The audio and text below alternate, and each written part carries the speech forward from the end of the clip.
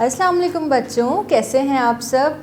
ठीक है बच्चों, आज फिर आंटी आपके लिए एक बहुत अच्छा खेल लेकर आई हैं, बहुत अच्छी नई किताब लेकर आई हैं। क्या आप देखेंगे आंटी के साथ? क्या आप खेलेंगे आंटी के साथ एक नया खेल? तो चलें सबसे पहले हम अपनी किताब देखते हैं। ये है प्रेयर 3 की आपकी उर्दू की किताब। बहुत प्यारी है ना, कितना अच्छा रंग है इसका। ये है प्रेयर 3 की उर्दू की किताब। तो बच्चों आज इसमें हम कुछ एक नया काम करेंगे और इसके साथ साथ एक खेल भी खेलेंगे। तो करेंगे आप आंटी के साथ एक नया काम? तो सफ़ा नंबर 1 खोलें। किताब का सफ़ा नंबर 1 खोलें और देखें कि इसके ऊपर 2 तस्वीरें बनी हुई हैं। आपने देखी है ना ये तस्वीरें पहले? सबसे पहली तस्वीर में कुछ उंगली की मदद से पढ़ा जा रहा है, इसका मतलब है पढ़िए।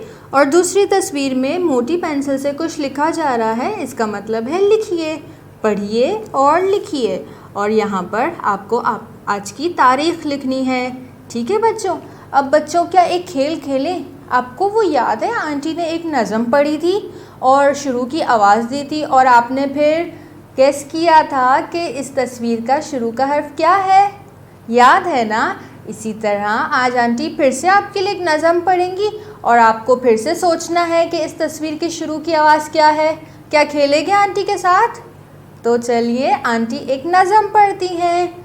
बूझो तो जाने तब तुमको माने, हमने है देखी एक चीज़ ऐसी, सफ़े पे अपने सबने है देखी, जिसके शुरू में आता है ट।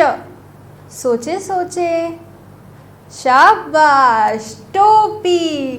ट टोपी, ट टोपी। बहुत अच्छे बच्चों, मज़ा आया खेलने में? फिर से खेलें क्या? चले आंटी फिर से नज़म पढ़ती हैं अपने प्यारे बच्चों के लिए।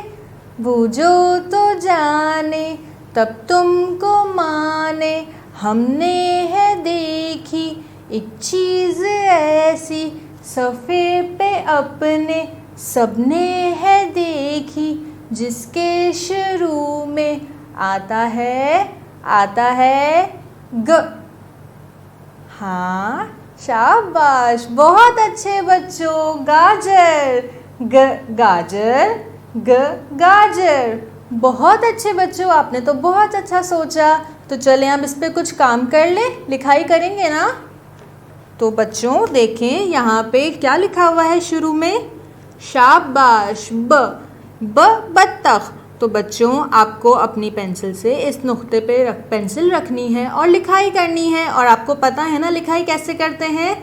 नुक्ते से शुरू किया, तीर के साथ लिखा, नीचे एक नुक्ता लगाया, ब।